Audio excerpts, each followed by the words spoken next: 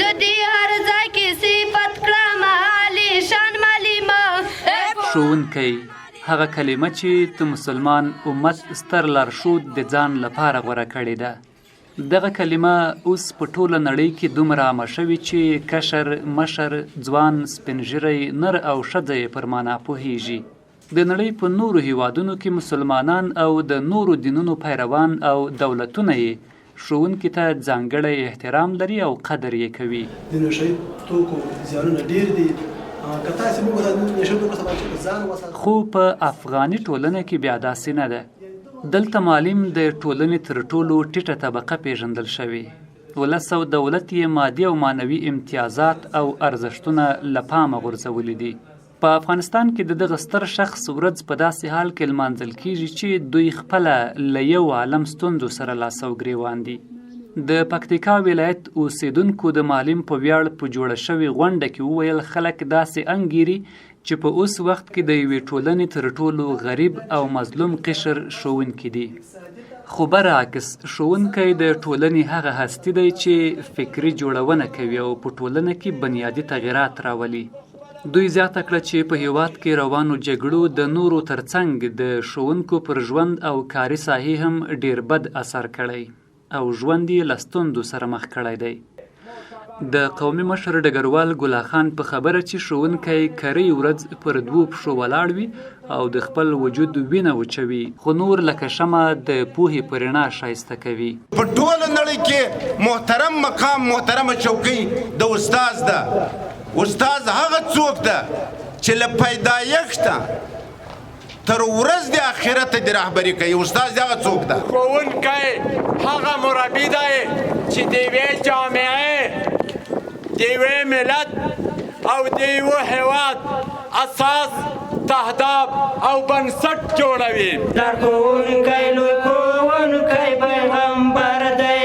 د ښوونځیو زده کوونکي هم پر دې خوښي ښیي چې ښوونکي په مناسبت په جوړه شوې غونډه کې برخه اخلي.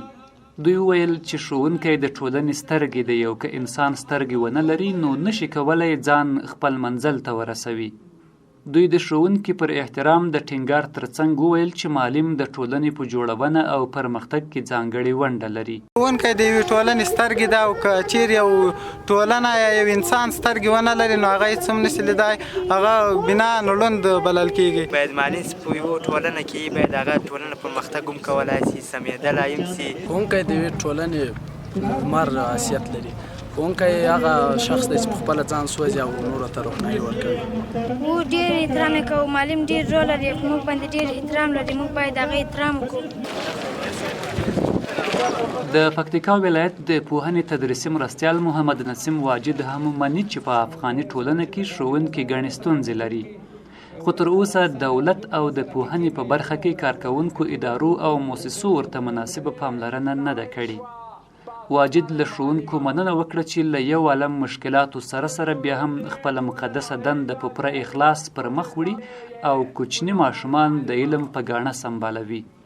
نوموړي له پوهنې وزارت غوښتنه وکړه چې ښوونکو ته دې پر مناسبو معاشونو سربیره هر اړخیز سهولتونه برابر کړي تر څو په هیواد کې د پوهنې بهیر لا ډیر مخکش او منظم شي. ټولو خلکو ته ولسواک ته ستونزې شته، مشکلات هم شته، خو بیا هم له هغه سره سره ښوونکی ده یوازې په مادي لحاظ به نه کوي. ښوونکی اړتیا هماغه څه چې ضرور وایي ښوونکي ته نه دي میسر شوي، نه دي برابر شوي. څومره امتیاز یې ښوونکي ته باید ضرور وایي پیدا شوی، هغه نه ده پیدا شوی. د یادونې وړ دی چې پکتیکا کې په دې وروستیو کې د پوهنې بهیر او په ځانګړي ډول نجونو په زده کړو کې د پام وړ پرمختګ شوی دی. اوس مهال پکتیکا کې زرګونه نجونې تر 12م ټولګي رسېدلې دي او ډیری نورو بیا د بېلابېلو پروګرامونو له لارې د ښوونکو د روزنې پروګرام په واسطه نیمه عالي زده کړې هم ترسره کړي او دغه لړۍ لا هم پرمخ ځي.